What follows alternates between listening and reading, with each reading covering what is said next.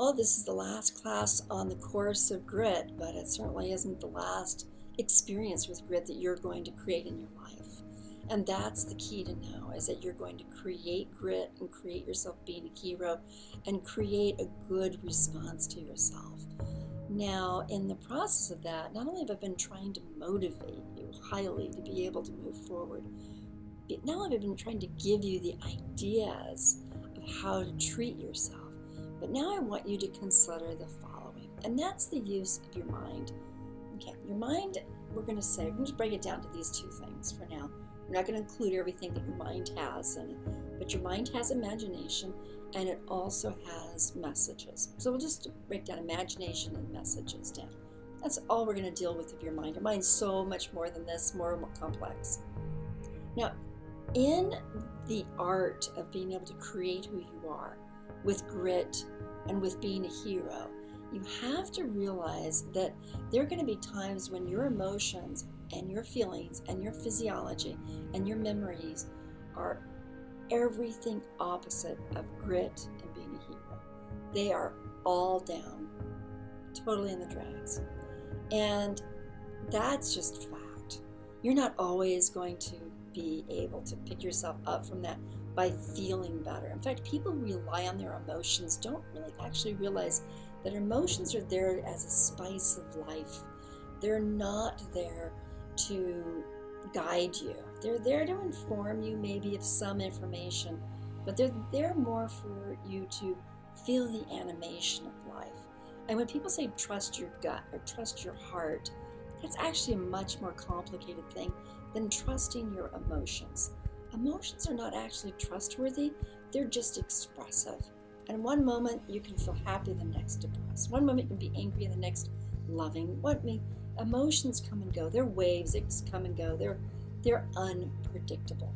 Often. Not always, but often. So you take emotions for what they are, but you don't necessarily rely on them. In other words, if I were going to get a ladder against the side of a building, and it had 5 rungs in the middle of them, all of which were partially broken, I probably am not going to climb that ladder, because there's no way I can get from this rung and go up to the next rung, 7 up. I'm not going to step on these. And that's what emotions can be. They can be very unstable steps that you really don't rely on. I'm going to take a ladder that has very strong rungs all the way up consistently, so that when every step I take up that ladder, as dangerous as it might be, I know at least I have a stable step to stand on. And it's that realization that emotions are not something that you stand on.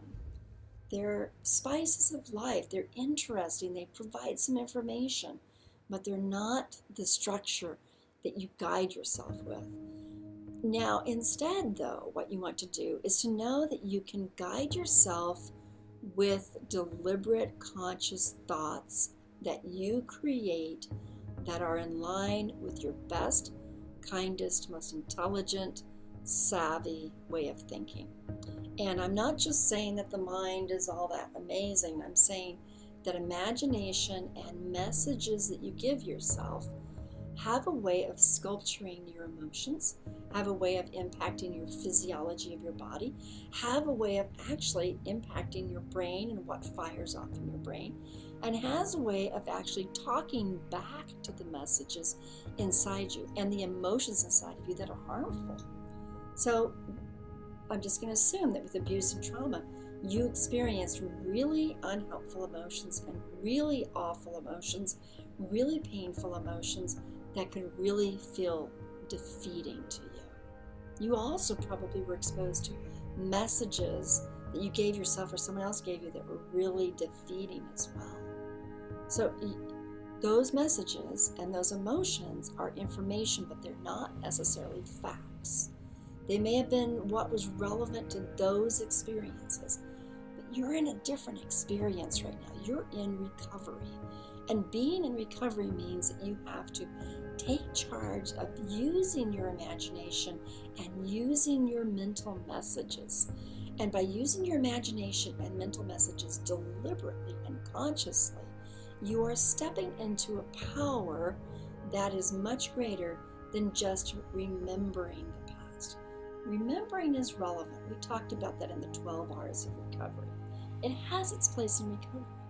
But when it goes beyond its place in recovery, it can kidnap us and dominate us and make us go right back into the trenches and not help us with resilience of bouncing back at all. So this is what you do in this phase. In this phase, you create messages that are beneficial to you. You write out beneficial messages, messages that make you feel strong, make you feel encouraged, make you have tenacity, and help you respect yourself. And we could go on. So these are beneficial messages, and that's why you can base them on grit. What messages make you feel the strength and power in you? What messages make you recognize your resilience or create resilience, bouncing back when you get down? What messages help you build the type of identity that you want to create, you want to retrieve, and you want to solidify? What messages help you build tenacity? And what messages make you act like a hero to yourself and others? Okay, those are messages. And you want to write those out. If you write, put them on cards and paste them everywhere. You say those messages to yourself every day, many times a day, without fail. You do it like a habit until finally, in saying them out loud with your words, you actually speak those messages to your auditory system, to your brain, to your cerebral cortex, to your language cortex, and you feel them as much as you can, allowing the emotions that change the biochemistry of your body to impact your muscles and your skeletal system, as well as transform the neurotransmitters and biochemistry of your body. So you try to feel those messages every time more deeply and more sincerely and more authentically. I mean, you're not going to always feel them, and you're not going to always feel them in depth or authenticity, but often enough and over until finally you find yourself actually saying those things and acting in accord, manifesting them in actions. And in a situation that feels very opposite to you, you can actually manifest them because you're programming this in to your body and your brain, your soul, your emotions, and your self-image. Okay. Now the next thing is to be able to use your imagination. Now imagination, everything around you was created by imagination. There is not a single thing around you that wasn't created by someone who imagined it and then did whatever it had to take in order to make a creation. So now we're going to imagine the you that you want to be. Now remember, you're going to imagine what it feels like to have grit. Imagine what it feels like to have your strength in your gut. Imagine what it feels like to have resilience, bouncing back. When you're down and out, what would it feel like for me to bounce back right now? Imagine that. What would it feel like for me to feel powerful right now? Just imagine it.